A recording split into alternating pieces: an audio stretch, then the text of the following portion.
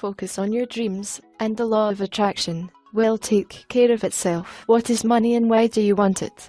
What is it that you will do with money? Do you simply want to make it by in life? Do you want to buy a new car?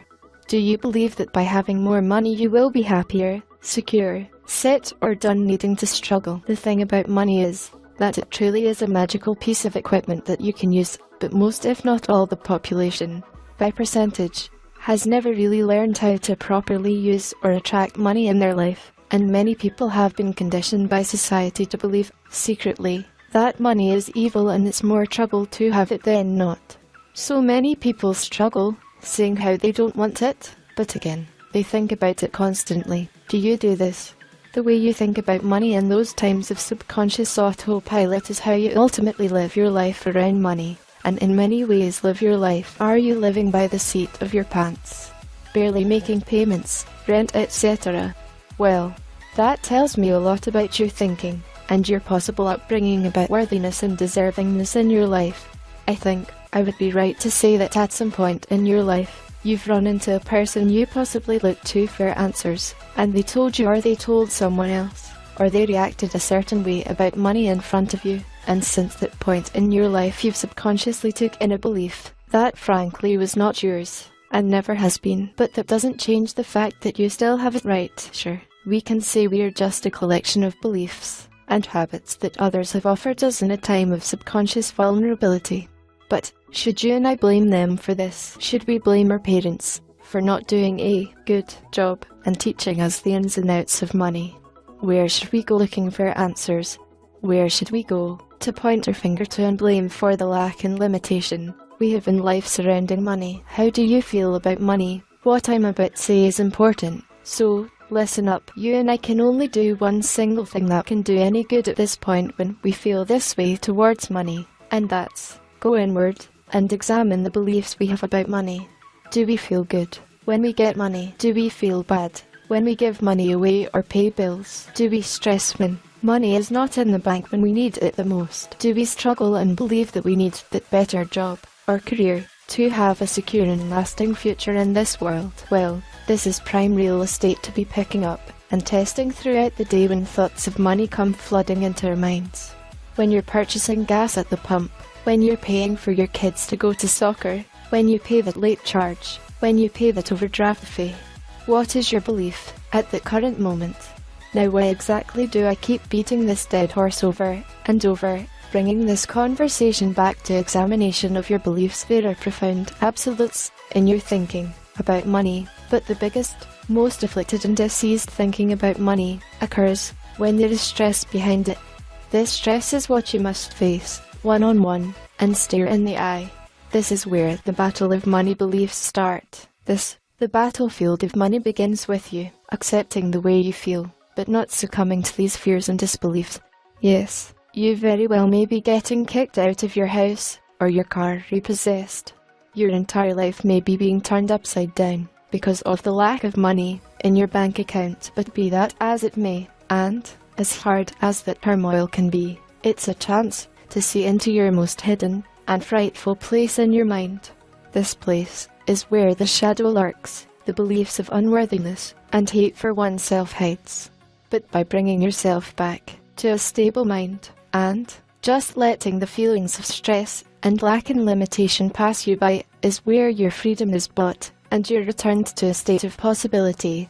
The feelings of lack and limitation and unworthiness fade as you watch and feel from a non-reactive state. Feel them, let them go. See your future of positive fruit-bearing activities and events. So here's a lesson for you. Beyond the feel and let go method. You want money in your life, right? You want to attract bliss and happiness. Then journal. Journaling and law of attraction study is a method where you write down everything you want in life, many times in the reference of the completed stages of your goals and dreams. But I'm going to take this a bit further than the regular method most people learn. I want you to write everything you would do if money was not a physical or mental limiting factor for 5 entire minutes without stopping. Thing is, when you first do this, you'll most likely will not be able to do it for the entire 5 minutes. You'll write down things like new car, new washing machine, go to school, pay off debt, go on a vacation, That's a start, but those things, I only want you to write down at first, to get in the mood to continue listing things you want in life. Think as big as you can. Richard Branson's dream is to build a space station. In fact, he is completing this as you read this now, and in fact he is creating the first subspace flight plan that will take you from London to Sydney, Australia in just about 2 to 3 hours. This is real. This is a man's dream, something he put down on paper, over and over again, and is now realizing his dream is coming true.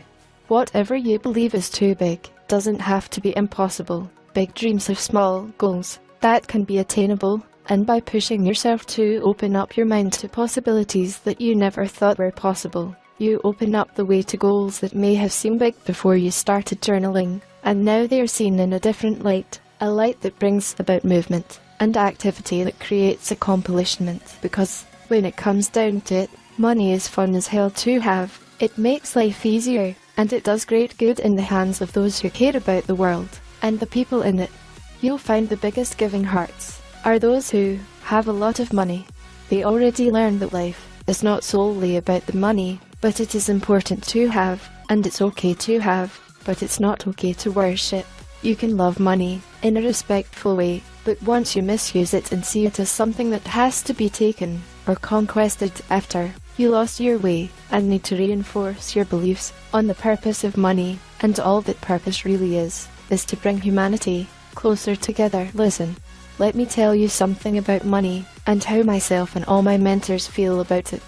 When you first start striving for money, it eludes you, it dips, ducks and dives out of the way of your grasp. As you begin to learn to let go, and accept that there is more than enough for every single person in the world, and that competition is not really competitive, as it really is just a motivator to do better, and that lack and limitation is really just a mindset, you start to see and feel differently about money.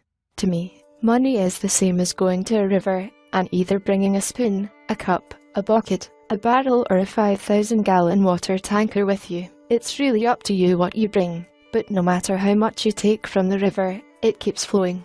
This is why I donate roughly 30 to 50% of my income on any given month.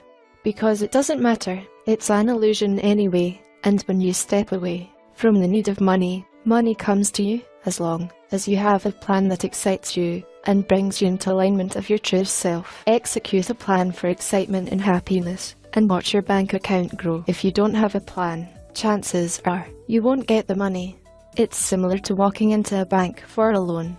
9 times out of 10, if you don't have some kind of plan on how you'll use the money, they won't lend it to you, especially when it comes to business loans.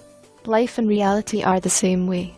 Find something that makes your heart feel light, focus on it and the money will flow, but don't expect it to flow from any certain area of life.